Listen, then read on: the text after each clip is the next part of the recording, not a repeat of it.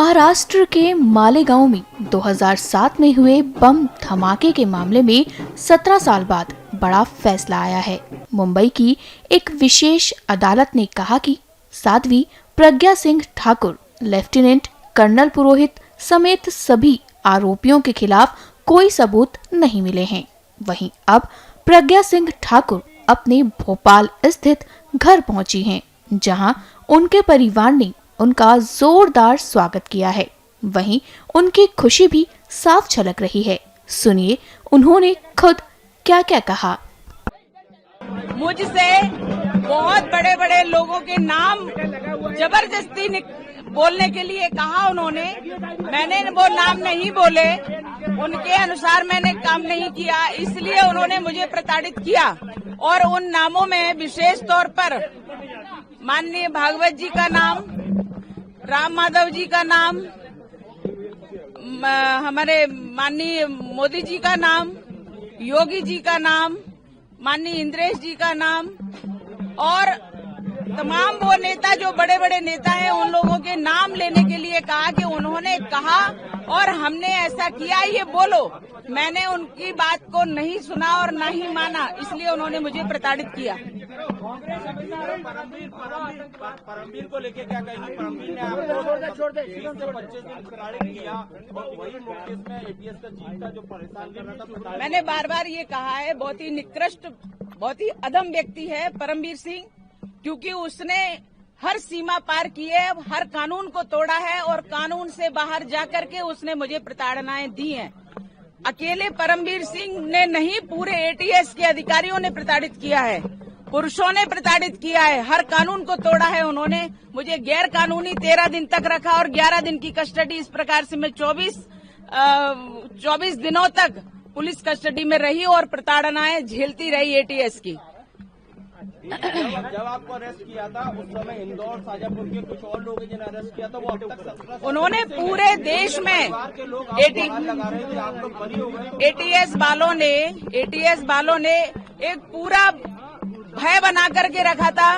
मध्य प्रदेश में और पूरे देश में इस प्रकार का भय बनाया कि कोई भी व्यक्ति अपनी भावना व्यक्त कर ही नहीं पा रहा था। जो लोग अंदर गए, जो सत्य के लिए लड़ रहे थे, उनके लिए भी कोई कुछ नहीं कह पाया। भयभीत करने का प्रयास था और भयभीत किया उन्होंने, क्योंकि कांग्रेस का शासन था महाराष्ट्र में, देश में कांग्रेस का, यूपीए का शासन था। इसलिए उन्होंने पूरी एजेंसियों का, जो सरकारी एजेंसी है, सबका दुरुपयोग किया और उनको भ्रष्ट बनाया।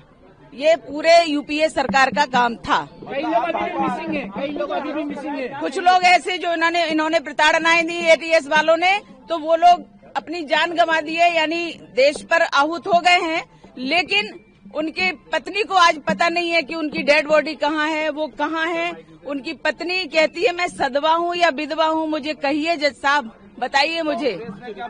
और इसलिए एक व्यक्ति नहीं, कई लोग ऐसे हैं जिनको मारा पीटा और मार डाला, लेकिन उनके आज रिकॉर्ड भी खत्म कर दिए गए। मुस्लिम वर्ग को आकर्षित करने के लिए क्या भगवा आतंकवाद जैसा शब्द गढ़ा गया? हमेशा से मुस्लिमों के लिए उन्होंने तुष्टीकरण की नीति अपनाई है। कांग्रेसियों ने अपने शासन में उन्होंने भरपूर उपयोग किया और हिंदुओं को प्रताड़ित किया। हिंदुओं को किसी भी प्रकार से जो प्रताड़ित कर सकते थे, जेल में डाल सकते थे, उनको मार सकते थे, उनके ऊपर झूठे केस लगा सकते थे, वो सब कुछ किया। और देश के तो छोड़ो, भगवा को आतंकवाद कह दिया, हिंदुत्व को आतंकवाद कह दिया। ऐसी निकृष्टता, इतने निम्न स्तर की सोच कांग्रेस रखती है और कांग्रेस ने ये कुचक्र रचा और ये देशद्रोहिता में आता है। जिन्होंने भगवा को आतंकवाद कहा, आपको लेकर ऐसे सवाल उठा है, इतनी यातनाएं आपने झेली, ऐसे लोगों के लिए क्या सवाल? जो लोग इस प्रकार के षड्यंत्र किए, देश के विरुद्ध, धर्म के विरुद्ध, हिंदुत्व के विरुद्ध, जिस प्रकार से उन्होंने षड्यंत्र किए और इतने सभी लोगों को, सेना को उन्होंने टारगेट किया, संतों को टारगेट किया, संघ को टारगेट किया और इस प्रकार से टारगेट करके ये सब देशभक्त हैं। ये सब देशभक्त हट जाएंगे तो कांग्रेस का फुल फ्लैश शासन आ जाएगा, ये उनकी नीति थी।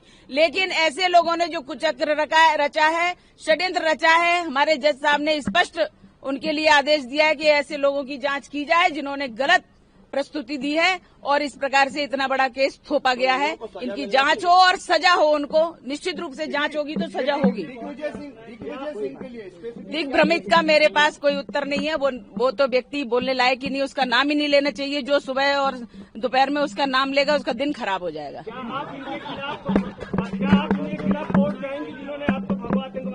बिल्कुल बिल्कुल, हमारी रणनीति जो रहेगी वो निश्चित रूप से हम आपको अवगत कराएंगे उसके बारे में।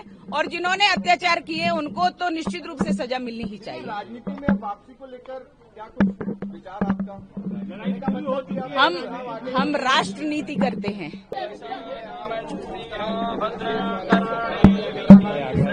अरे ऊपर नहीं कर, अरे आज ये पीछे धक्का दे रहे हैं, मुद्दा कर दो।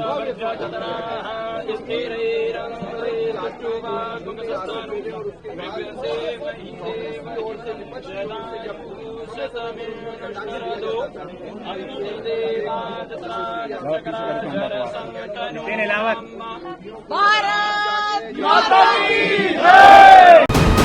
वीके न्यूज, राष्ट्र के नाम।